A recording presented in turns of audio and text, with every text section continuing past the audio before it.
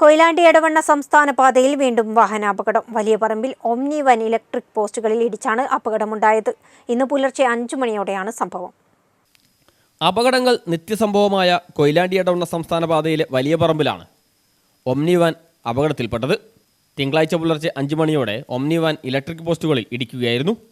അപകടത്തിൽ നിസ്സാര പരിക്കുകളോടെ യാത്രക്കാർ അത്ഭുതകരമായി രക്ഷപ്പെട്ടു. 3 പേരാണ് വാഹനത്തിലുണ്ടായിരുന്നത്. മലപ്പുറം വേങ്ങര സ്വദേശികളാണ് ഇവർ. അമിത വേഗതയിൽ വന്ന ഓമ്നി വാൻ നിയന്ത്രണം വിട്ട് ഇലക്ട്രിക് പോസ്റ്റുകളിൽ ഇടിച്ച് തൊട്ടടുത്ത കടയുടെ മേൽക്കൂരയുടെ കാലിലും ഇടിച്ചാണ് നിന്നത്. അപകടത്തിൽ ഓമ്നി വാൻ പൂർണ്ണമായും തകർന്നിട്ടുണ്ട്. ഒരു ഇലക്ട്രിക് പോസ്റ്റ് പൂർണ്ണമായും മറ്റൊരു ഇരുമ്പ് പോസ്റ്റ് ഭാഗികമായും കടയുടെ മേൽക്കൂരയുടെ കാൽ പൂർണ്ണമായും തകർന്നിട്ടുണ്ട്. ഡ്രൈവർ ഉറങ്ങിയതാണ് അപകട കാരണമെന്നാണ് നാട്ടുകാർ പറയുന്നത്. ഇതേ സ്ഥലത്ത് ഇതിനു മുമ്പും വാഹനാപകടമുണ്ടാവുകയും നിരവധി പേർ മരണപ്പെടുകയും ചെയ്തിട്ടുണ്ട്.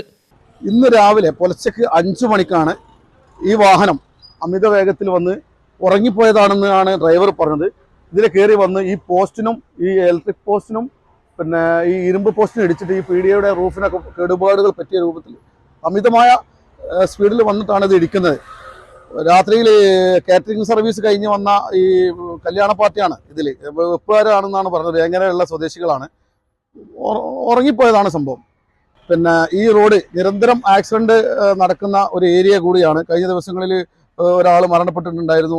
അതേപോലെ ഓട്ടോറിക്ഷ ഇടിച്ച് അപകടങ്ങൾ, ബൈക്കിന് ഇടിച്ച് അപകടങ്ങൾ നിരന്തരം പല മാധ്യമങ്ങളോട് ശ്രദ്ധയിൽപ്പെടുത്തിയിട്ടും അതിനൊന്നും ഒരു പരിഹാരം നിലവിൽ ഇവിടെ ഇല്ല. എടവണ്ണ കൊയിലാണ്ടി സംസ്ഥാന പാത നവീകരിച്ചതിന് ശേഷമാണ് അപകടങ്ങൾ പതിവായത്. News bureau, Mukkam.